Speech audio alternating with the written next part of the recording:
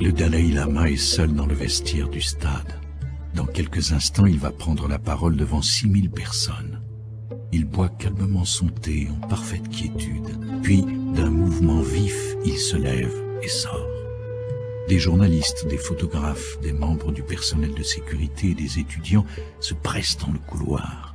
Ils font la cohue avec un grand sourire, saluent les gens sur son passage, puis écartent une tenture. Le voilà. Il s'incline, joint les mains et sourit, salué par un tonnerre d'applaudissements. Il reste là, debout, les embrassant tranquillement du regard, rayonnant de la chaleur de son immense bienveillance. Il s'assied alors et entame sa conférence.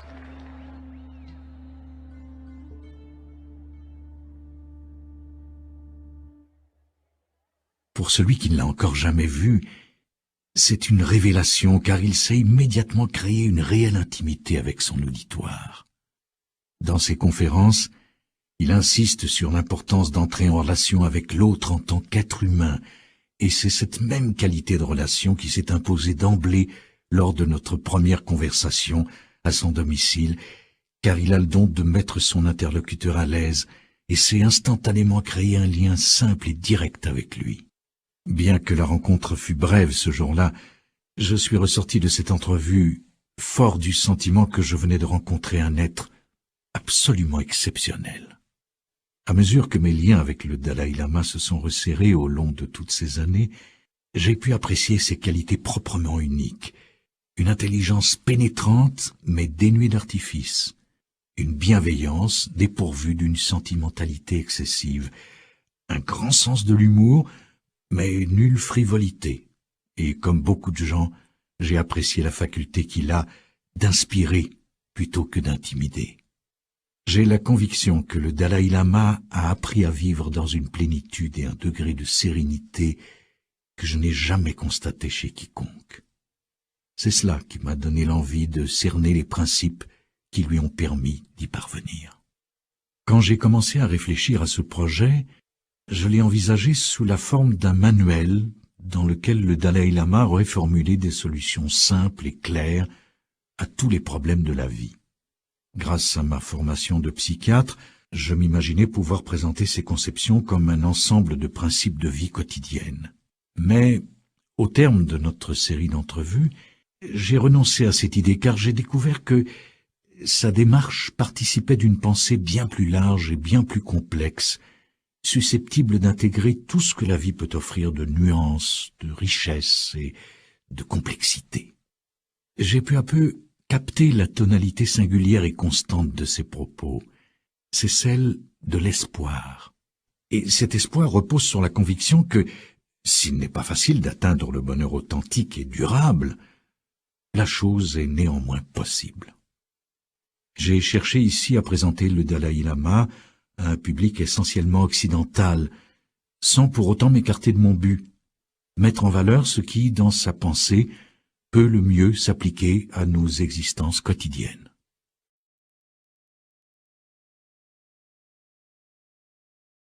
Le véritable but de la vie, c'est le bonheur. Que l'on ait foi dans une religion ou non, nous cherchons tous une vie meilleure. Mais pour la plupart d'entre nous, le bonheur est-il un but raisonnable? Est-il réellement possible de l'atteindre? Oui, je crois que l'on peut atteindre le bonheur par l'exercice de l'esprit. Je suis assez immédiatement sensible à cette idée du bonheur comme but réalisable. Toutefois, le psychiatre que je suis a reçu d'autres nourritures intellectuelles. Au cours de mes études, j'ai rarement entendu prononcer le mot « bonheur », fût-ce à titre thérapeutique. Naturellement, il était question de soulager les symptômes de nos patients, leurs dépressions ou leurs angoisses, de résoudre conflits internes ou problèmes relationnels, mais jamais dans le but explicite de leur ouvrir la voie à la félicité. Dans la conception occidentale assez largement partagée, semble-t-il, le bonheur serait un bienfait mystérieux, pour ainsi dire, tombé du ciel. Dès lors, comment serait-il possible de le cultiver grâce au seul exercice de l'esprit?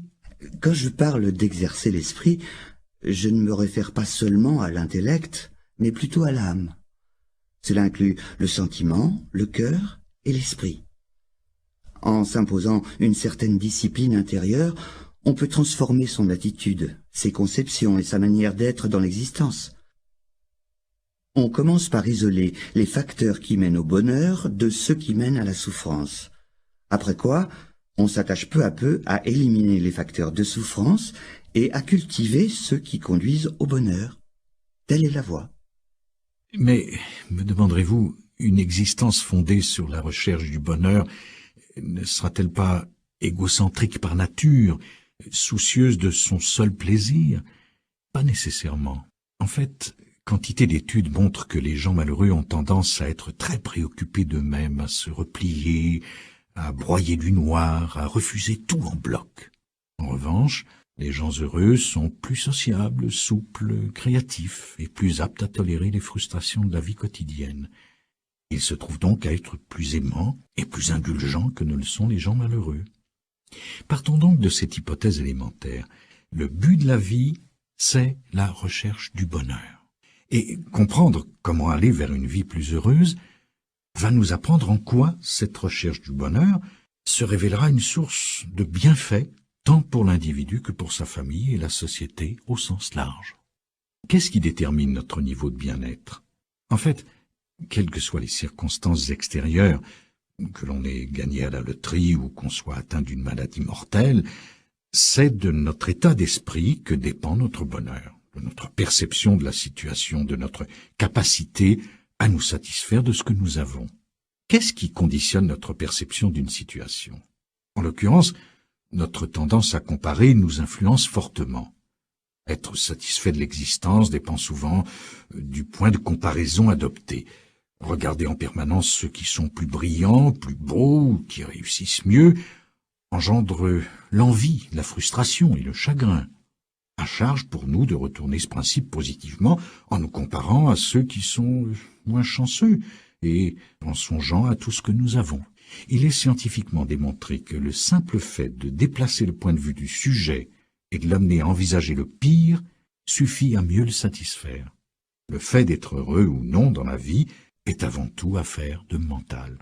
Pour le bouddhisme, l'accomplissement repose sur 4 facteurs: la richesse, la satisfaction matérielle, la spiritualité et l'éveil. Ce sont là les 4 éléments constitutifs de la quête du bonheur individuel. Pour l'instant, laissons de côté les aspirations ultimes de la spiritualité et considérons la joie et le bonheur tels que nous les comprenons au quotidien, d'un point de vue strictement matérialiste. À cet égard, la bonne santé est considérée comme indispensable à une vie heureuse. Le confort matériel et l'aisance financière sont également tenus pour des sources de bonheur, de même que les amis, une compagne ou un compagnon. Évidemment, ces bienfaits sont agréables, mais faute d'adopter l'attitude juste et de porter attention au facteur mental, tout cela n'aura que très peu d'impact sur le bonheur à long terme. Par exemple, nourrir au fond de soi une intense colère portera atteinte à la santé. Pour jouir d'une vie heureuse et accomplie, la clé est l'état d'esprit. C'est là l'essentiel. La richesse seule ne garantit ni la joie ni la plénitude. Pour vivre heureux au quotidien, la sérénité et la paix de l'esprit sont garantes d'une vie de bonheur et de joie. Mais il faut se garder de toute confusion et distinguer cet état d'esprit apaisé de l'insensibilité ou de l'indifférence. Cette paix de l'esprit s'enracine dans l'affection et la compassion et requiert un très haut degré de sensibilité et d'émotion.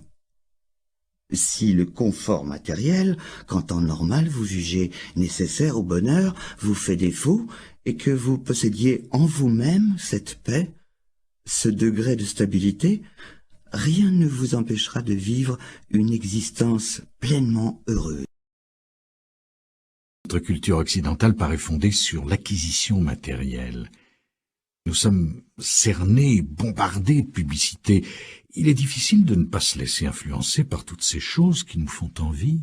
Je pense qu'il existe 2 sortes de désirs. Certains sont positifs, Le désir du bonheur est absolument légitime. Le désir de paix ou d'un monde plus harmonieux est très salutaire. Mais, passé un certain seuil, les désirs deviennent déraisonnables et finissent par être une source de trouble. La seule satisfaction de soi ne peut suffire à déterminer si un désir est positif ou négatif. Au moment de commettre son crime, un meurtrier peut en retirer un plaisir qui ne justifie en rien son geste. Toutes les actions contraires à la vertu, le mensonge, le vol, l'adultère, etc., sont commises par des gens qui, sur le moment, sont capables d'en retirer un sentiment de satisfaction. La ligne de démarcation entre le caractère positif ou négatif d'un désir ou d'un acte ne tient pas à cette satisfaction immédiate, mais plutôt à ses conséquences ultimes, positives ou négatives. Si, par exemple, notre désir de posséder des biens ne repose que sur une soif insatiable d'acquisition, il mène tout droit à la convoitise, fondée sur une attente démesurée. La convoitise conduit à la frustration, car sa motivation essentielle, c'est l'assouvissement. Mais l'ironie veut qu'une fois obtenu l'objet de son désir, on ne soit toujours pas satisfait. Le seul antidote, c'est le contentement. Le contentement intérieur, ce n'est pas d'avoir ce que l'on veut, mais plutôt de vouloir et d'apprécier ce que l'on a. Travailler sur l'état d'esprit constitue un moyen plus efficace d'atteindre le bonheur que de le rechercher à travers des sources extérieures de satisfaction. Une autre source de bonheur intérieur, étroitement liée au profond contentement, c'est le sens de sa propre valeur. Envers et contre tout, on demeure un être humain. Au sein de la communauté humaine, on partage ce lien. Et ce lien suffit à donner naissance à un sentiment de valeur et de dignité, à partir duquel on peut se rapprocher de ses semblables. Il peut devenir une source de réconfort dans l'éventualité où l'on perdrait tout le reste. Tous les jours, malgré tous nos efforts pour approcher le bonheur, nous avons du mal à prendre la bonne décision, à effectuer le meilleur choix, notamment parce que ce sont aussi les plus difficiles, ceux qui impliquent un sacrifice ou nous privent de plaisir. Les gens confondent parfois bonheur et plaisir. Le bonheur authentique et durable, le vrai bonheur, est plus en rapport avec le cœur et l'esprit, car celui qui dépend surtout du plaisir physique est instable. Un jour il est là, le lendemain il a disparu. Nous savons reconnaître le plaisir d'emblée. Un geste, un sourire de l'être aimé, un bain chaud par un après-midi pluvieux et froid, la beauté d'un coucher de soleil y suffisent. Mais un flash de cocaïne, l'extase d'un shoot d'héroïne, les débordements de l'alcool, une sexualité débridée, la griserie d'un jour de chance au casino, ce sont là aussi de réels plaisirs dont bien des gens ont besoin. Aucune solution toute faite ne permet d'éviter ces plaisirs destructeurs. Mais le but de notre recherche, c'est le bonheur. Avec cette idée en tête, il est plus facile d'aborder les choix de l'existence. Il est vrai qu'il est tellement difficile de dire non. Car dire non, cela revient à rejeter, à renoncer, à se priver. Pourtant, il suffit de reformuler toute décision en ces termes. Cela va-t-il me procurer du bonheur? Cette simple question confère au choix de tous les jours une tournure nouvelle. L'accent n'est plus mis sur ce que l'on se refuse, mais sur ce que l'on recherche. Un bonheur ultime, stable et permanent, qui demeure intact, en dépit des hauts et des bas de l'existence. Dans cette perspective, il est plus facile de prendre la bonne décision, car on agit pour se donner quelque chose à soi-même, et non pour s'en priver ou se le refuser. Plutôt que de rejeter l'existence, on y adhère pleinement. L'intime conviction de s'acheminer vers le bonheur exerce ses effets en profondeur, elle rend plus réceptif et ouvre à la joie de vivre. Nous possédons un esprit. C'est là tout l'équipement dont nous avons besoin pour vivre un complet bonheur. En fait, Il en va des choses de l'esprit comme des objets. Certaines sont très utiles ou très nuisibles, et d'autres sont neutres. Dans la vie matérielle, nous prenons la peine de repérer les substances ou les produits utiles, et nous nous débarrassons de ce qui est nocif. De même, l'esprit renferme des milliers de pensées ou d'états d'esprit différents. Il en est de très utiles. Il faut s'en servir et les entretenir. D'autres sont négatifs. Il faut essayer de les résorber. En somme, le premier pas dans la recherche du bonheur, c'est l'apprentissage. Nous devons d'abord comprendre en quoi les émotions et les comportements négatifs sont dommageables, pas seulement pour l'individu, mais également pour la société et l'avenir du monde entier. Fort de cette prise de conscience, on n'est plus déterminé à dépasser ce type d'émotion. Ensuite, on mesure tout le bénéfice des attitudes positives, ce qui pousse à les nourrir et à les intensifier. Vous pouviez définir ce qu'est, selon vous, une personne équilibrée, bien adaptée psychologiquement parlant. Cela nous servirait à déterminer quels états mentaux cultiver et lesquels éliminer. N'êtes-vous pas, vous, le psychiatre, le mieux placé pour formuler cette définition? Mais je l'entendais de votre point de vue. Je dirais que une personne chaleureuse, empreinte de compassion, une personne de cœur, est équilibrée. Si la compassion, la gentillesse et l'affection vous animent, du même coup cela vous donne la clé de votre serrure intérieure et vous communiquez bien plus facilement avec les autres. La chaleur humaine permet l'ouverture. Vous découvrez que tous les êtres humains sont comme vous, tout simplement. Et il vous est bien plus facile d'instaurer une relation car tout cela vous met dans des dispositions amicales. Spontanément, la peur, le doute, l'insécurité se dissipent. J'écoute parler le Dalai Lama et la voie qu'il propose pour accéder au bonheur me séduit infiniment. Sa démarche est pratique et rationnelle. Identifier et cultiver les états mentaux positifs. Identifier et éliminer les états mentaux négatifs. J'apprécie qu'il ne classe pas les émotions et les désirs en fonction d'un jugement moral imposé de l'extérieur tel que la convoitise est un péché ou la haine est un mal. Seul compte le fait qu'il participe à notre recherche du bonheur. Et si le bonheur tient au simple fait de cultiver des états mentaux positifs, pourquoi y a-t-il tant de gens malheureux? Atteindre le bonheur authentique exige de transformer à la fois le regard que l'on porte sur le monde et sa manière de penser, ce qui n'est pas simple.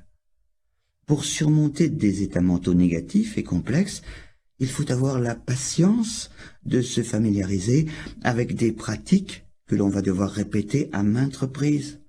Transformer l'esprit demande du temps. On commencera par se motiver, par se dire en toute sincérité « Je ne vais pas gâcher cette journée, je vais l'employer de manière plus positive ». Et le soir, avant de se coucher, on se livrera à un petit examen de conscience.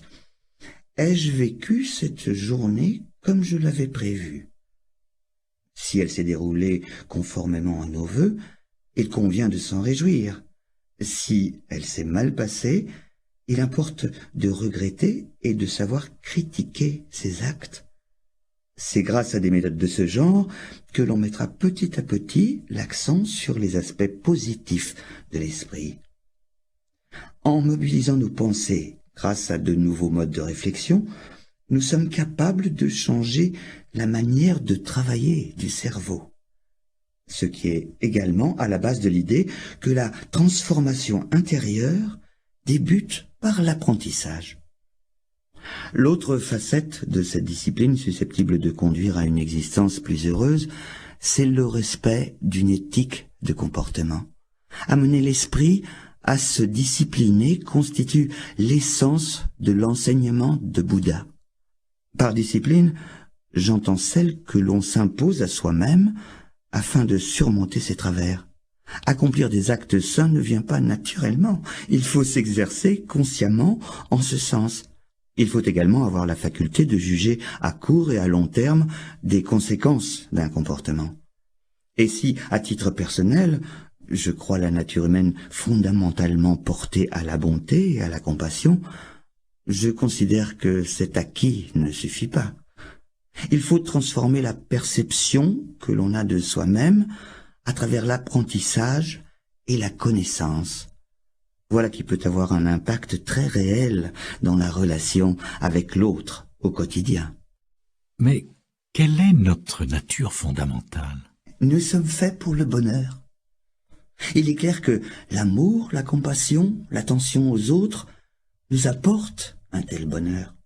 Je crois que chacun de nous possède les bases pour être heureux et pour accéder à la chaleur et à la compassion qui sont des sources de bien-être. C'est pour moi une conviction. Toute l'existence le démontre. Depuis les premiers jours jusqu'à la mort, on se nourrit de l'affection des autres. Nourrir des sentiments d'affection renforce non seulement notre organisme, mais aussi notre équilibre affectif. Il suffit pour le comprendre de songer à ce que nous éprouvons quand les autres nous témoignent chaleur et affection. Ces émotions et les comportements positifs qui vont de pair sont les garants d'une vie plus heureuse, tant en fait. L'essentiel n'est que bonté et compassion. Comment expliquer tous les conflits et les comportements agressifs qui nous entourent? Et il est certain que nous ne pouvons ignorer l'existence de conflits, non seulement en chaque individu, mais aussi au sein de la famille ou dans la relation avec l'autre, à quelque niveau que ce soit, social, national ou mondial. Au vu de ces tensions, certains concluent que la nature humaine est fondamentalement agressive. Je garde la ferme conviction que la nature humaine est essentiellement bonne et compatissante. Certes, la colère, la violence et l'agressivité peuvent interférer, mais ce ne sera jamais, je le crois, qu'à un niveau secondaire et superficiel. D'après moi, ces pulsions n'entrent pas dans notre nature la plus essentielle. Elles surviennent seulement après que l'amour et l'affection se soient soldés par un échec. Je pense que ces conflits sont plutôt le résultat d'une intelligence déséquilibrée et dont on a fait mauvais usage. À l'inverse, l'intelligence, faculté humaine par excellence, peut servir à trouver les moyens de surmonter les conflits. Allier la bonté de cœur au savoir et à l'éducation nous apprend à respecter les opinions et les droits des autres et rend toutes les actions humaines constructives. On jette ainsi les bases d'un esprit de réconciliation. Donc, quel que soit le degré de violence et les épreuves qu'il faut traverser, je crois que la solution ultime de tous nos conflits, tant intérieurs qu'extérieurs, réside dans le retour à notre nature fondamentale, à notre bonté et à notre compassion enfouie. Quand l'existence se complique, quand on se sent submergé, quand on est envahi par une impression de stagnation et de confusion, le mieux est encore de prendre du recul, de s'accorder le temps de réfléchir et de se remettre en mémoire l'objectif d'ensemble. Qu'est-ce qui va véritablement apporter du bonheur? Parfois, je retrouve de vieux amis et cela me rappelle à quel point le temps passe vite. Et cela me pousse à m'interroger. Avons-nous convenablement employer le temps qui nous était imparti? C'est si important. Nous avons à notre disposition un corps et surtout un cerveau étonnant. Réfléchissons donc à ce qui possède vraiment une valeur, à ce qui donne un sens à notre vie. Et ordonnons nos priorités en conséquence. Le but de la vie doit être positif. Nous ne sommes pas nés dans le but de compliquer les choses, de nuire aux autres. Pour que la vie ait une valeur, il faut consolider les qualités fondamentales de l'humanité. La chaleur humaine, la bonté, la compassion. C'est alors que notre vie revêt un sens et devient plus paisible et plus heureuse. Vous arrive-t-il de vous sentir seul? Non. La première raison, c'est que j'essaie de percevoir le meilleur de chacun, de voir l'autre sous le meilleur éclairage possible. Cette attitude crée immédiatement un sentiment d'affinité, une sorte de prédisposition à établir un lien. Et puis, je n'imagine pas que l'autre puisse ne pas me respecter ou qu'il me trouve bizarre. Cette peur m'est étrangère. Ce qui me rend ouvert à tout. Je crois que ce sont là les raisons principales pour lesquelles je ne me sens jamais seul. Approcher les autres avec compassion, c'est le facteur clé qui génère une atmosphère amicale et positive. C'est vous qui commencez par vous mettre en position de recevoir et amener l'autre à réagir positivement. Fréquemment, au lieu de prendre l'initiative de rapprochement, les gens attendent de l'autre qu'il fasse le premier pas. Cette manière de procéder dresse une barrière qui ne fait qu'aggraver la sensation d'isolement. En fait, surmonter cet isolement et cette solitude dépend de l'attitude initiale, et approcher les autres avec compassion est le meilleur moyen d'y parvenir. La solitude envahit toute notre société, et un mal aussi répandu ne pouvait qu'éveiller la curiosité des chercheurs. Ils ont découvert que les individus solitaires ne se livrent qu'avec peine, ont du mal à communiquer, ne savent guère écouter, se montrent maladroits en société, incapables qu'ils sont de savoir à quel moment réagir à bon escient ou garder le silence. Ils ont conclu qu'il suffirait, pour surmonter la solitude, d'apprendre tout simplement à mieux se comporter en société. Le Dalai Lama préfère à cette attitude tout extérieure une démarche qui va droit au cœur, comprendre la valeur de la compassion et la cultiver. Tous les êtres possèdent en eux la semence de la perfection. Cependant, pour faire lever cette semence, la compassion inhérente à notre cœur et à notre esprit est indispensable. J'ai déjà parlé des facteurs nécessaires à une vie heureuse et gaie. Être en bonne santé, posséder des biens matériels, avoir des amis. À y regarder de plus près, vous vous apercevez qu'en tout cela, nous dépendons des autres. Pour votre santé, vous comptez sur des médicaments fabriqués ou des soins prodigués par les autres.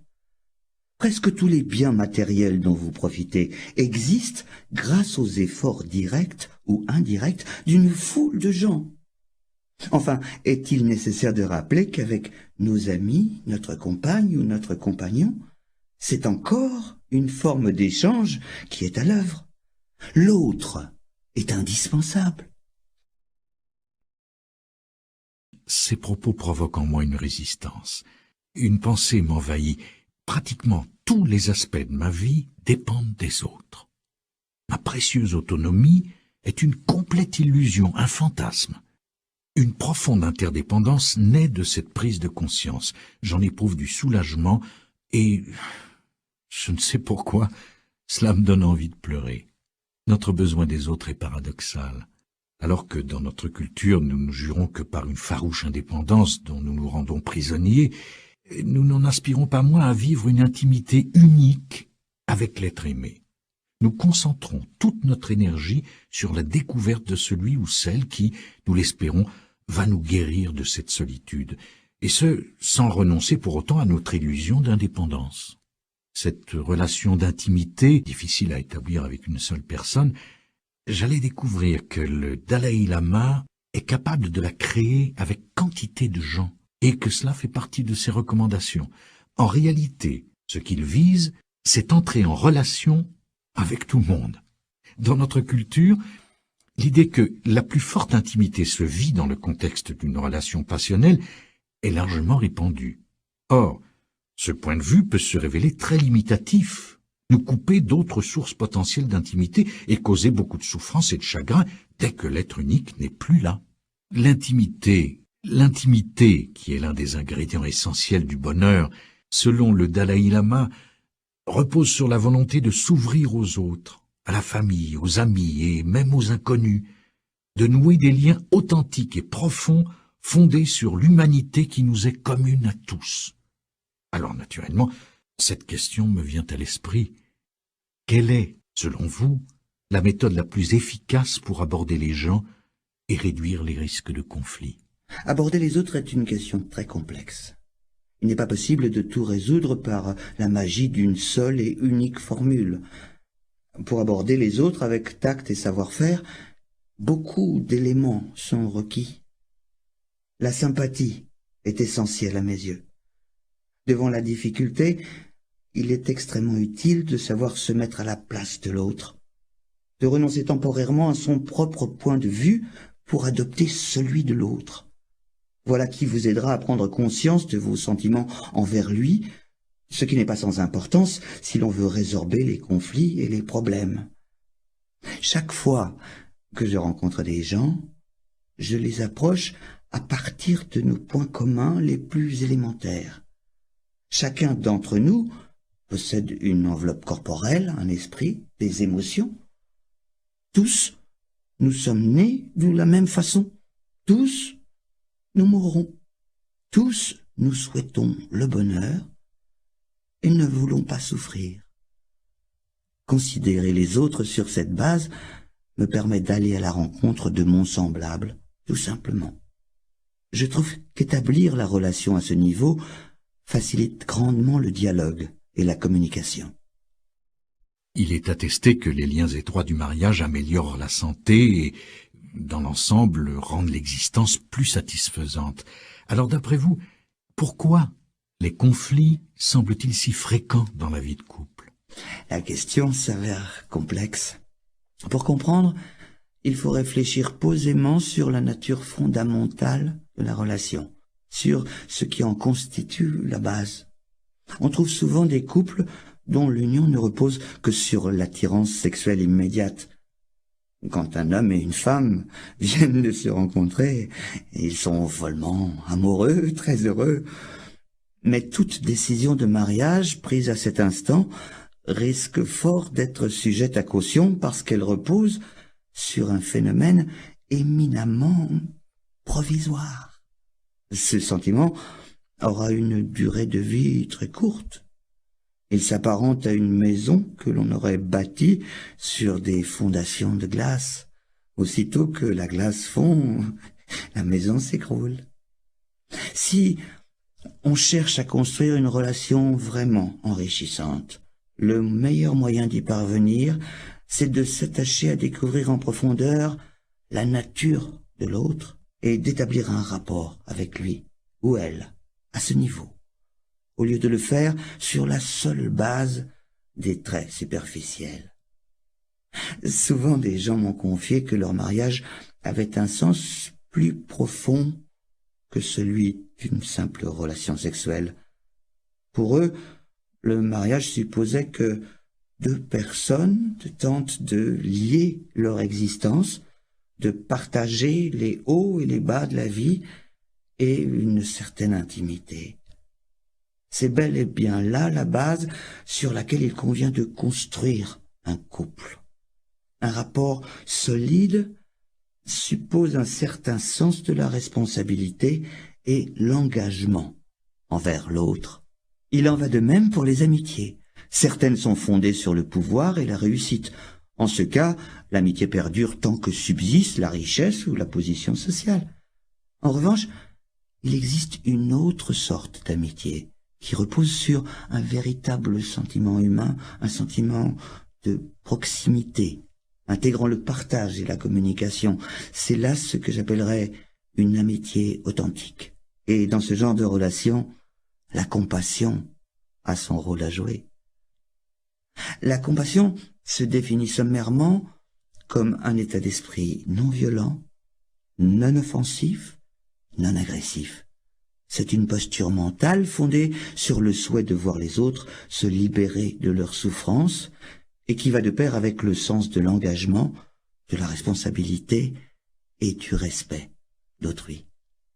Tous les êtres humains caressent le désir d'être heureux et de surmonter leurs souffrances, tout comme nous.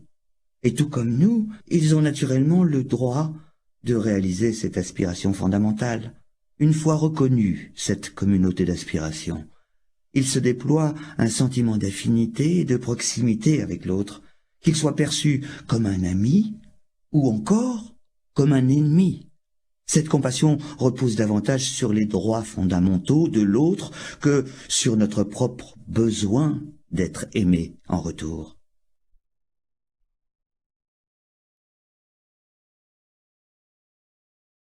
Personne n'échappe à la douleur. C'est la réalité. Personne n'échappe à la douleur. C'est la réalité. Que la douleur et la souffrance soient des phénomènes universellement partagés ne les rend pas plus faciles à accepter. Afin de les éviter, les êtres humains ont mis au point une vaste palette de stratégies. Il s'agit parfois de substances chimiques, d'alcool ou de toute une panoplie de mécanismes internes, comme des défenses psychologiques souvent inconscientes qui font office de tampons, mais qui ne font pas disparaître la souffrance. Le Dalai Lama précise son approche de la détresse humaine. Sa démarche consiste à accepter la souffrance comme une donnée naturelle de l'existence pour s'attaquer courageusement au problème, sans détour. Car, en dernière analyse, ne l'oublions pas, il croit en la possibilité de s'en affranchir. Les plus graves tourments de l'existence, ce sont ceux que l'on ne peut pas éviter, comme le grand âge, la maladie et la mort. Je crois utile de s'y préparer en se familiarisant longtemps à l'avance avec les différentes sortes de souffrances que l'on sera amené à rencontrer. Dès que l'on prend la peine de s'y confronter directement, on se met en position d'évaluer la profondeur et la nature du problème. Mais comment supporter l'inattendu, une grande perte, comme celle d'un enfant? À un certain degré, cela dépend des convictions de chacun. Si l'on croit en la réincarnation, on peut soulager son chagrin et ses angoisses en tirant consolation de la certitude que l'être cher va renaître. Pour ceux qui n'y croient pas, il existe des moyens de mieux endurer cette perte. D'abord, ils songeront qu'un accablement qui finirait par les hanter sans relâche serait destructeur et dommageable pour leur santé, et sans aucun bénéfice pour le disparu. La meilleure façon de préserver sa mémoire, c'est de veiller à accomplir ses souhaits. Il n'y a vraiment pas lieu de se dérober à la souffrance, elle fait partie de la vie. Puisque telle est la réalité de l'existence, n'est-ce pas toute notre attitude vis-à-vis de la souffrance qu'il nous faut revoir? C'est important, car cela peut affecter notre manière de supporter la douleur quand elle survient. Or, c'est le plus souvent par l'intolérance et l'aversion que nous y réagissons. Pourtant, savoir transformer notre attitude devant la souffrance pour mieux la tolérer, voilà qui peut neutraliser la tristesse, l'insatisfaction ou le mécontentement. Il est important de réfléchir sur la souffrance parce que il est possible de s'en libérer. En comprendre et en supprimer les causes permet d'atteindre la libération. Selon la pensée bouddhiste, l'ignorance, le désir sans frein et l'aversion sont les racines de la souffrance. Ce sont là les trois poisons de l'esprit. L'ignorance renvoie à une mauvaise appréciation du moi et de l'ensemble des phénomènes du monde réel. Par l'introspection, en s'attachant à percevoir la vraie nature de la réalité et à éliminer toutes les plaies de l'esprit, on peut atteindre un état mental complètement purifié, affranchi de toute souffrance. À mesure que la société occidentale a acquis la faculté d'améliorer les conditions de vie matérielles et d'en soulager la rudesse, elle semble avoir engendré un bouleversement de la perception. Dès lors que la souffrance devient moins visible, elle n'est plus tenue pour une part fondamentale de la nature humaine, mais plutôt vue comme une anomalie, le signe de l'échec d'un système, une atteinte à notre droit au bonheur garanti. Ce type de pensée est perfide. Bien sûr, vouloir s'affranchir de la souffrance est le corollaire du désir d'être heureux. Mais tant que nous verrons en celle-ci un état contre nature, une situation anormale que nous redoutons, que nous évitons et rejetons, nous n'en débusquerons jamais les causes. inévitables et d'autres que nous créons. Trop souvent, nous perpétuons notre douleur, nous l'alimentons mentalement en rouvrant inlassablement nos blessures, ce qui ne fait qu'accentuer un sentiment d'injustice.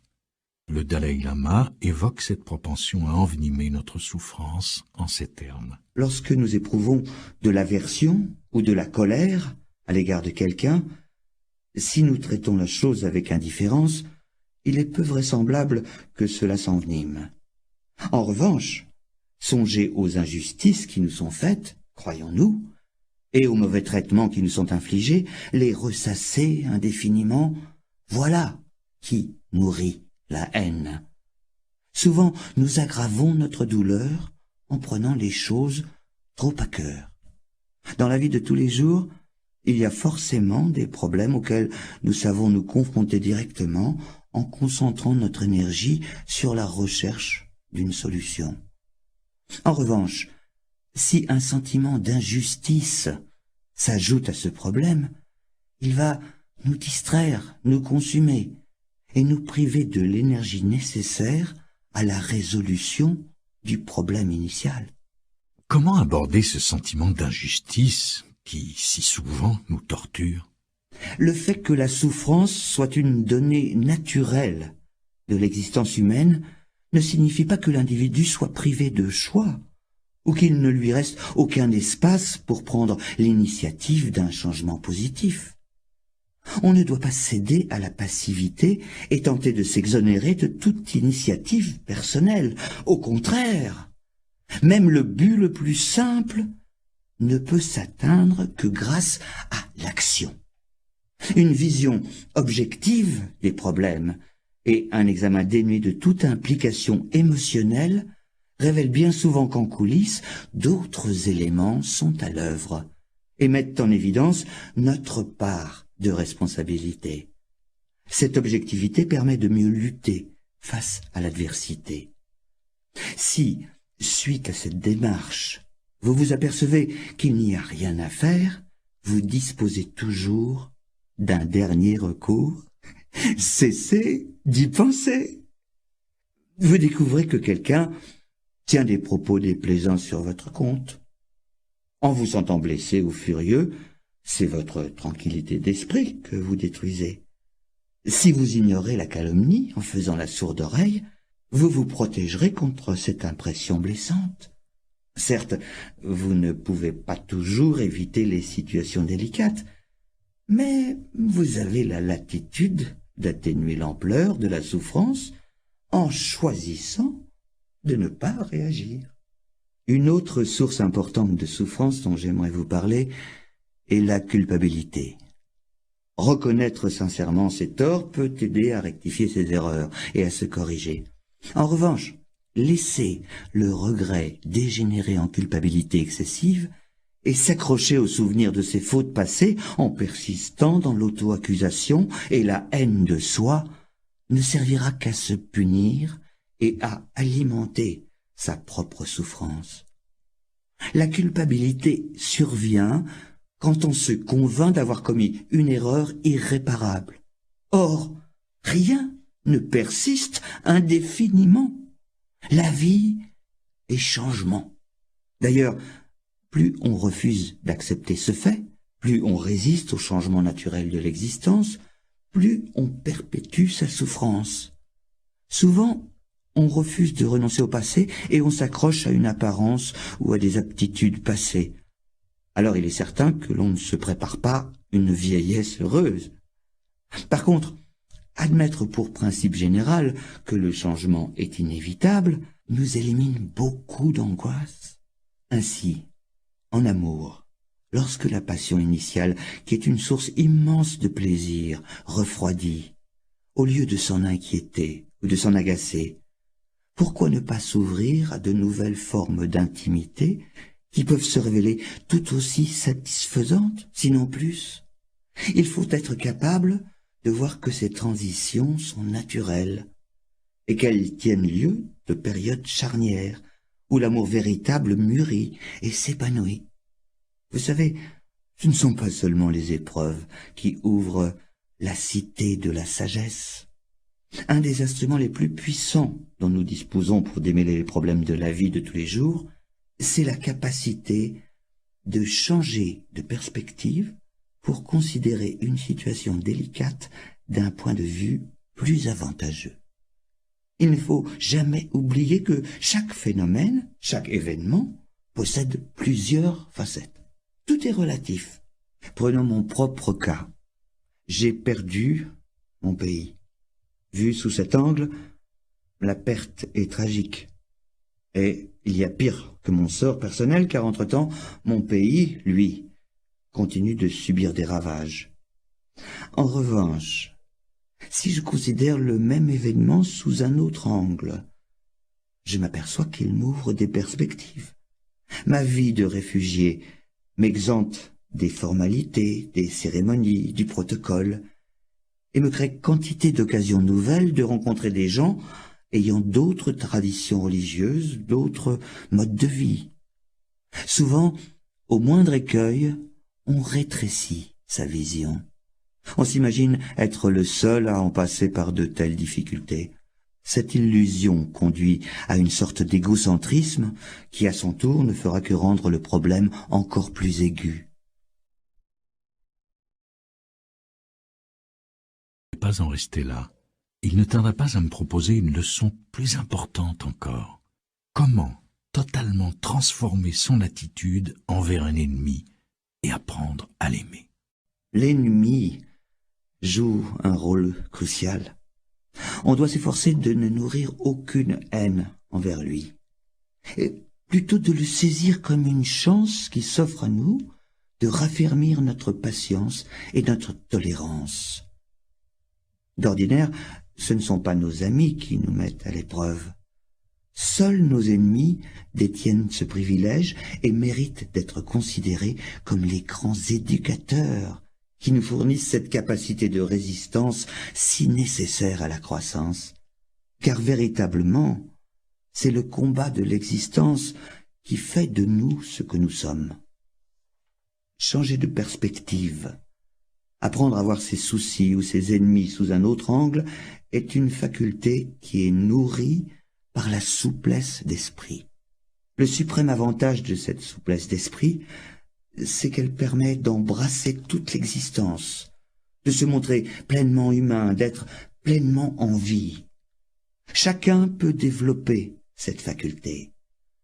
Elle repose directement sur les efforts que nous accomplissons pour élargir notre vision des choses en essayant d'y intégrer de nouveaux points de vue. Le résultat final en est la conscience simultanée de notre situation personnelle et du tableau d'ensemble. Cette vision concomitante du vaste monde et de notre petit univers fonctionne comme une gare de triage. Elle nous aide à distinguer ce qui est important dans la vie de ce qui ne l'est pas. Être souple et savoir élargir le champ requiert une capacité de traiter les problèmes à plusieurs échelons, individuels, collectif et global. Ainsi, minimiser la haine, c'est comme procéder à un désarmement intérieur, et celui-ci doit aller de pair avec un désarmement extérieur. Il existe une relation de réciprocité entre la souplesse d'esprit et l'aptitude à changer de point de vue. Un esprit souple aide à aborder les problèmes sous plusieurs angles, et à l'inverse, considérer les problèmes sous plusieurs angles revient en quelque sorte à exercer l'esprit à la flexibilité. Dans le monde actuel, qui se caractérise par des changements inattendus, aussi subis que violents, cela peut être une question de survie. Sur l'échelle de l'évolution, ce sont les espèces les plus adaptables aux mutations de l'environnement qui ont survécu et prospéré. Approcher l'existence avec souplesse est une recette fondamentale pour accéder à l'équilibre. L'équilibre, le savoir-faire, le soin d'éviter les extrêmes sont des données capitales de la vie quotidienne qui ont également leur importance dans tous les domaines de l'existence, car l'excès ou le manque peuvent avoir des effets destructeurs similaires. Viktor Frankl, un psychiatre juif emprisonné par les nazis durant la Seconde Guerre mondiale, déclara un jour que l'homme peut survivre à toutes les souffrances tant qu'il peut y déceler un sens. Trouver une signification à la souffrance est certes une méthode puissante pour faire face aux périodes les plus sombres de l'existence, mais ce n'est pas une tâche aisée. Souvent, la souffrance semble dénuée de signification et paraît frapper au hasard, aveuglément. Quand on est en proie à la douleur, toute l'énergie se concentre sur la recherche d'une issue. Les périodes de crise aiguë ou de tragédie, on les juge injustes et dépourvues de sens. Heureusement, il est d'autres moments, avant ou après une épreuve, où l'on n'a plus de latitude pour comprendre. C'est pourquoi on recherchera le sens caché de la souffrance quand tout va bien, afin de mettre toutes les chances de son côté pour en récolter les fruits. Un arbre qui plonge loin ses racines résistera au plus violent des orages. En revanche, il ne peut faire croître ses racines juste quand l'orage pointe à l'horizon. Malgré la répugnance universelle qu'elle inspire, il ne fait pas de doute que notre souffrance peut fortifier et approfondir notre expérience de la vie. Martin Luther King n'a-t-il pas dit un jour « Ce qui ne me détruit pas me rend plus fort ». Et s'il est naturel de reculer devant la souffrance, encore faut-il garder à l'esprit qu'elle peut aussi nous mettre au défi et faire ressortir le meilleur de nous-mêmes. Quant à la douleur physique, il ne faut pas oublier qu'elle est avant tout un mécanisme biologique remarquable, complexe et harmonieux, prévu pour nous avertir et nous protéger des dégâts infligés à l'organisme. C'est justement la sensation pénible qui alerte le corps et nous contraint à régler le problème. Finalement, songez que notre souffrance constitue l'élément le plus fondamental que nous partageons avec les autres, et qu'elle agit au plan général comme une force unificatrice qui nous relie à toutes les créatures vivantes. Peut-être faut-il voir là une signification suprême. Nous avons discuté la possibilité de parvenir au bonheur en travaillant à éliminer nos comportements et nos états d'esprit négatifs. De manière générale, comment s'y prendre pour accomplir les changements positifs nécessaires? D'abord, apprendre, c'est la première étape. Comprendre que les émotions et les attitudes négatives nuisent au bonheur. L'étape suivante, c'est la conviction que le changement est nécessaire. Cette conviction se transformera en détermination, puis la détermination en action. Être fermement déterminé permet de soutenir l'effort nécessaire à de réels changements. Cet effort est crucial. Quel que soit le comportement que vous essayez de changer, il faut commencer par affirmer une forte volonté, un fort désir d'y parvenir. Il s'agit d'être enthousiaste. Et là, le sentiment de l'urgence est un élément clé. Voyez comment la connaissance des graves conséquences du sida a créé un sentiment d'urgence qui a changé le comportement sexuel de bien des gens. De même, l'éducation du public sur les effets nocifs du tabac ont eu aussi des répercussions. Souvent, une fois que l'on a obtenu l'information exacte, il en découle une notion de gravité et de responsabilité. Ce sentiment d'urgence peut donc constituer un élément vital du changement et communiquer une incroyable énergie, pas seulement au niveau personnel, mais aussi à l'échelle de la collectivité et de la planète. Mais comment concevoir ce puissant enthousiasme pour le changement ou cette urgence dans la vie quotidienne? D'abord, prendre conscience du caractère très précieux de l'existence humaine, du potentiel inhérent à notre organisme, de sa signification, des objectifs salutaires qu'il peut servir. Tout cela finit par nous inspirer l'obligation de faire un usage positif du corps humain. Ensuite, se rappeler son impermanence, c'est-à-dire sa mort. Cela nous confère un sens de l'urgence. Chaque instant est précieux et nous devons en user au mieux. Pour susciter le sens de l'engagement et l'enthousiasme nécessaire au dépassement des comportements négatifs, une fois encore, j'insiste, la méthode la plus efficace, et peut-être l'unique solution, sera de constamment surveiller leurs effets destructeurs. Mais il reste à comprendre qu'aucun changement authentique ne survient du jour au lendemain. Insiste, une authentique transformation intérieure exige un effort soutenu. Il s'agit là d'un processus graduel qui contraste nettement avec les techniques ou les thérapies minutes qui ont proliféré dans la culture occidentale au cours des dernières décennies. De plus, l'effort soutenu grâce auquel nous transformons notre comportement vis-à-vis du monde extérieur n'aide pas seulement à effacer les mauvaises habitudes, il permet aussi de modifier les attitudes et les sentiments sous-jacents. Les chercheurs ont découvert que, même artificiellement provoqués, un froncement de sourcils ou un sourire induisent les émotions correspondantes, soit la colère ou le bonheur. Le simple fait d'exécuter les choses machinalement, comme de répéter un comportement positif, induira un changement intérieur. Mais jusqu'à quel point est-il vraiment possible d'éradiquer les sentiments négatifs? Nous avons établi que le bonheur ultime dépend de l'élimination d'états d'esprit négatifs tels que la colère, la haine, la convoitise. Mais ces émotions font naturellement partie de notre tempérament. Oui, certains suggèrent que puisqu'ils font partie du tempérament de chacun, il n'y aurait pas moyen de réellement modifier ces états mentaux. Eh bien, ils ont tort.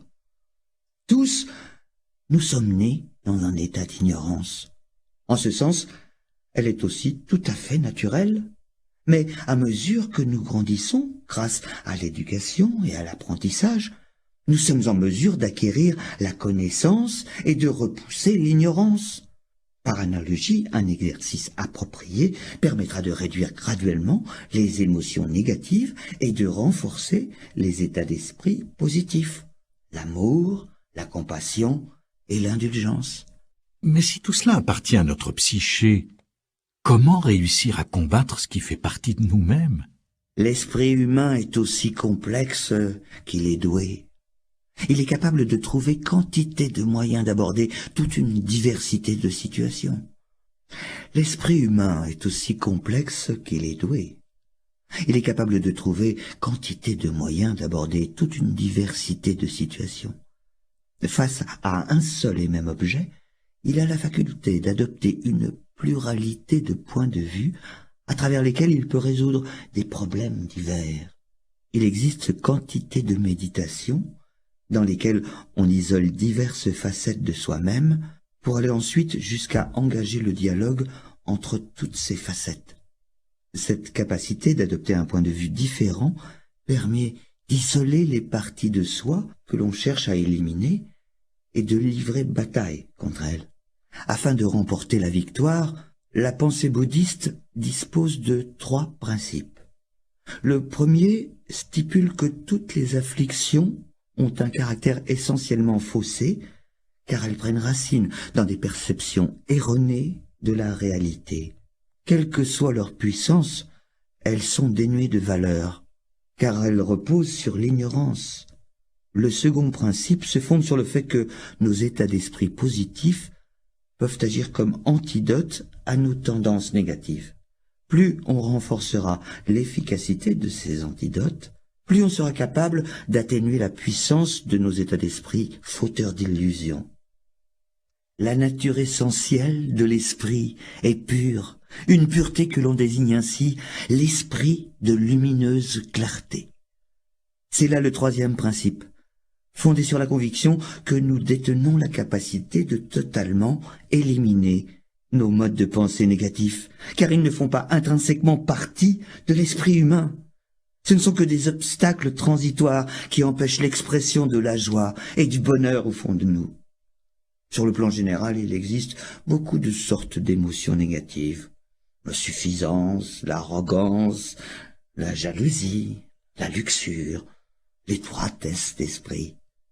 Mais de tous ces maux, ce sont la colère et la haine qui sont les pires obstacles à la compassion et à l'altruisme. Elles détruisent toute vertu et toute sérénité. Bien sûr, la colère motivée par la compassion ou le sens de la responsabilité servira d'impulsion à une action positive. En créant une forme d'énergie, elle peut forcer à agir sans délai et de manière décisive. Mais malgré les rares circonstances où elle peut s'avérer positive, en général, la colère conduit à la rancune et à la haine.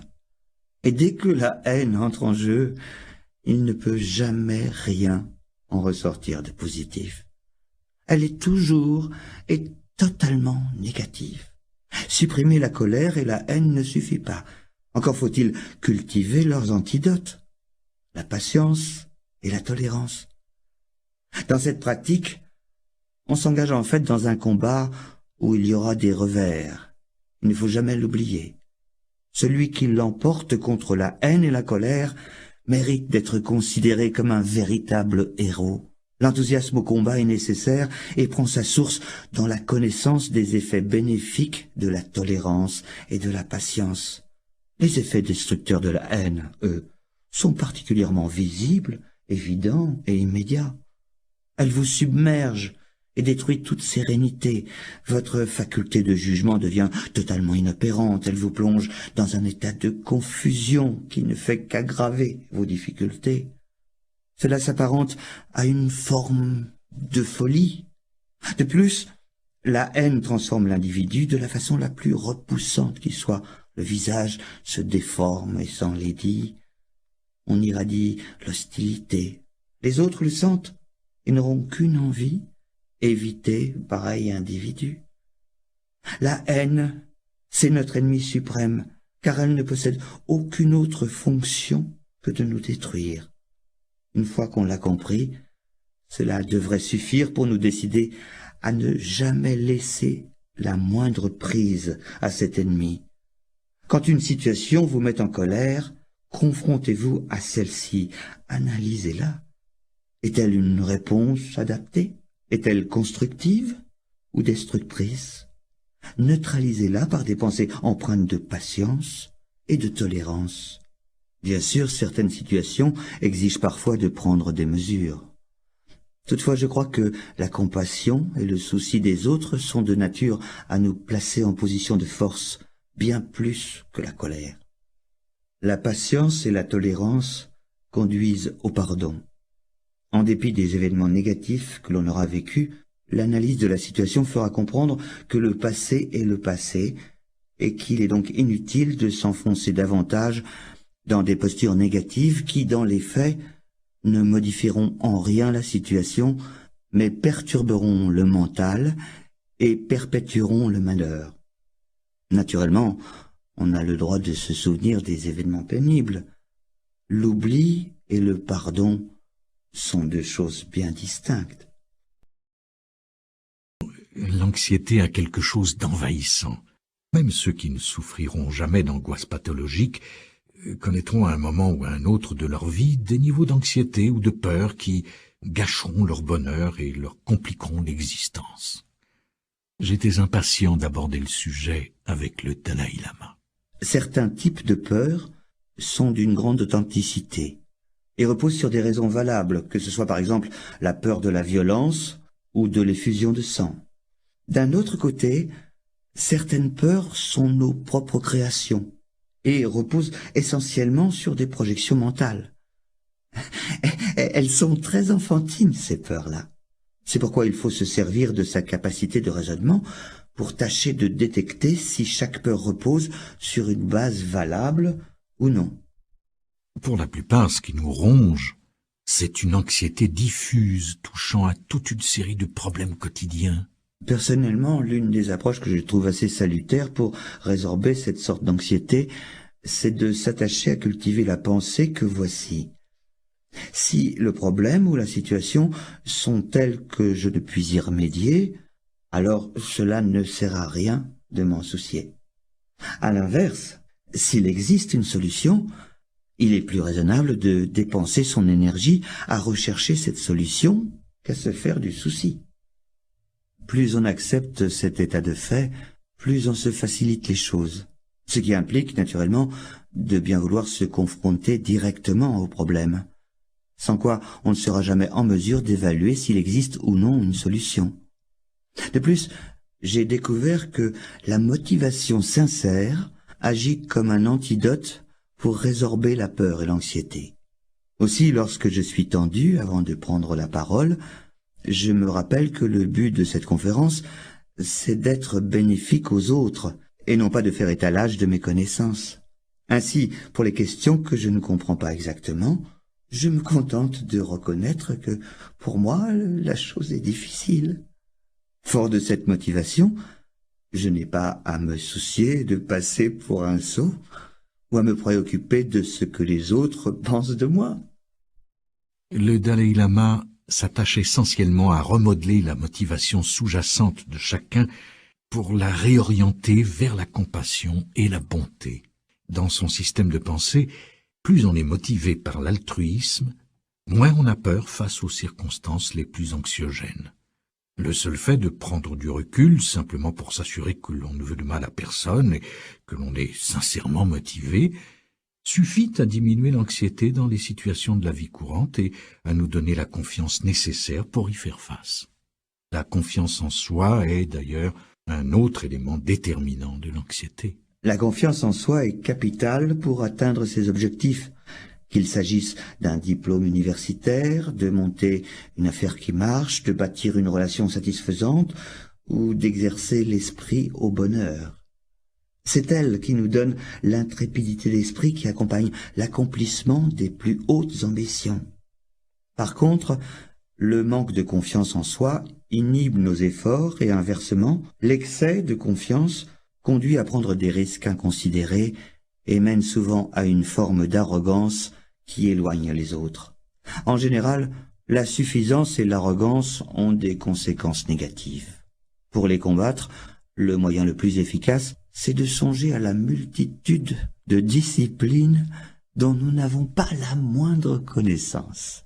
D'un autre côté, je pense qu'être honnête avec soi ou envers les autres sur l'étendue de nos capacités doit suffire à neutraliser l'impression d'être inadéquat et le sentiment de manquer de confiance.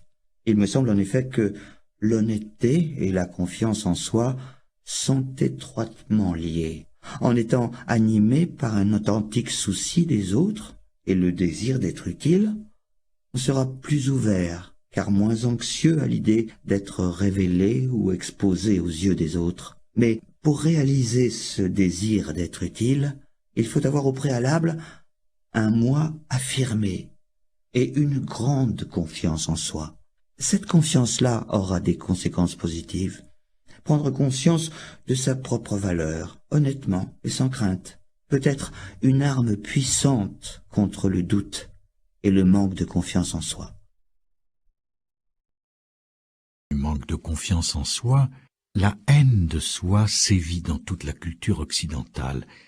J'ai voulu aborder ce sujet avec le Dalai Lama et sa réaction initiale face à ce phénomène fut aussi révélatrice que réconfortante. L'existence de la haine de soi lui était tout simplement inconnue. Alors que nous croyons ce problème profondément enraciné dans la psyché humaine, je découvrais qu'elle peut rester pratiquement ignorée de cultures entières. Cette réalité doit nous rappeler à quel point cette disposition mentale perturbante, comme tous les autres états mentaux négatifs que nous avons abordés, ne fait pas intrinsèquement partie de l'esprit humain. Nous ne sommes pas nés avec. On peut s'en défaire. Il faut réfléchir au fait que tous les êtres, y compris soi-même, possèdent en eux la nature du Bouddha, le potentiel de la perfection, du complet éveil. Aussi longtemps que nous sommes conscients de ce don merveilleux qu'est l'intelligence humaine et de notre capacité d'en faire un usage positif, alors, en un sens, nous possédons la santé mentale intérieure, une force intérieure qui tient justement à la conscience de détenir ce grand potentiel humain. Cette prise de conscience peut agir comme une sorte de mécanisme intégré qui nous permet de faire face à toutes les difficultés, sans perdre espoir ou sombrer dans la haine de soi. Le Dalai Lama a beau être une figure de premier plan du bouddhisme, ce ne sont pas ses conceptions philosophiques complexes que beaucoup de gens jugent les plus attirantes, mais plutôt sa chaleur, son humour, son approche réaliste de la vie et sa profonde humanité. En dépit de sa position, celle d'une des personnalités religieuses les plus marquantes de la planète, le ton de nos conversations est simplement demeuré celui de deux êtres humains discutant des problèmes qui nous sont communs à tous. Je crois essentiel de prendre la pleine mesure de notre potentiel d'êtres humains et de reconnaître l'importance de la transformation intérieure. On doit y parvenir à travers ce qu'on pourrait appeler un processus de développement mental. Parfois, c'est ce que j'appelle avoir une dimension spirituelle dans sa vie. Que l'on soit bouddhiste ou que l'on appartienne à une autre religion, pourquoi met-on toujours tellement l'accent sur la prière dans la vie spirituelle? Selon moi, la prière est avant tout un aide-mémoire journalier de nos principes et de nos convictions les plus profonds. Il peut y avoir deux niveaux de spiritualité. Le premier est en rapport avec nos convictions religieuses. Mais nous sommes plus de 5 milliards d'êtres humains en ce monde, tous différents et avec une telle multiplicité de situations individuelles. En un sens, je crois que ce dont nous avons besoin, c'est de 5 milliards de religions différentes. Chaque individu devrait veiller à s'engager dans le cheminement spirituel le mieux adapté à ses dispositions mentales, à ses inclinations naturelles, à son tempérament, à ses convictions, à sa famille et à son milieu culturel. Le but de la religion, c'est le bienfait des gens. Mais je pense que si nous n'avions qu'une seule religion, après un certain temps, elle cesserait d'être bénéfique. C'est pourquoi nous devons apprécier à leur juste valeur toutes les grandes traditions religieuses de la planète et devons tenter de développer des liens plus étroits entre elles. C'est là un effort collectif que nous pouvons faire pour le bien de l'humanité. Il y a tant de choses qui nous divisent, tant de problèmes dans le monde. La religion devrait servir de remède pour aider à résorber les conflits et la souffrance du monde, au lieu d'être une source de conflits supplémentaires. Les convictions religieuses ne suffisent pas à garantir le bonheur et la paix. Et comme elles peuvent tout aussi bien engendrer la division, la haine et la guerre, il est facile de perdre toute foi dans les institutions religieuses. Ce danger m'a conduit à donner des leçons spirituelles qui soient universellement applicables par tout individu, sans distinction de religion, qu'il en ait une ou pas. Car il y a un autre niveau de spiritualité, que j'appellerais la spiritualité élémentaire. Il s'agit des qualités humaines de base, la bonté, la gentillesse, la compassion, le souci des autres. Que l'on soit croyant ou non croyant, cette sorte de spiritualité est essentielle. En tant que membres de la famille humaine, nous avons tous besoin de ces valeurs spirituelles élémentaires. Sans elles, notre existence est rude et très desséchée. On ne peut être heureux, notre famille souffre, et au bout du compte, c'est la société tout entière qui n'en sera que plus perturbée. Il est donc crucial de cultiver ces valeurs spirituelles de base. La vraie spiritualité est une attitude mentale que vous pouvez pratiquer à tout moment.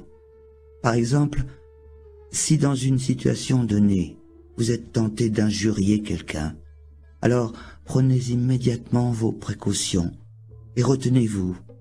Si vous êtes sur le point de perdre votre calme, soyez attentif et dites-vous « Non, ce n'est pas la bonne façon de faire. » Cela, en fait, est déjà une pratique spirituelle qui, vue sous ce jour, vous apparaîtra possible et applicable en tout temps.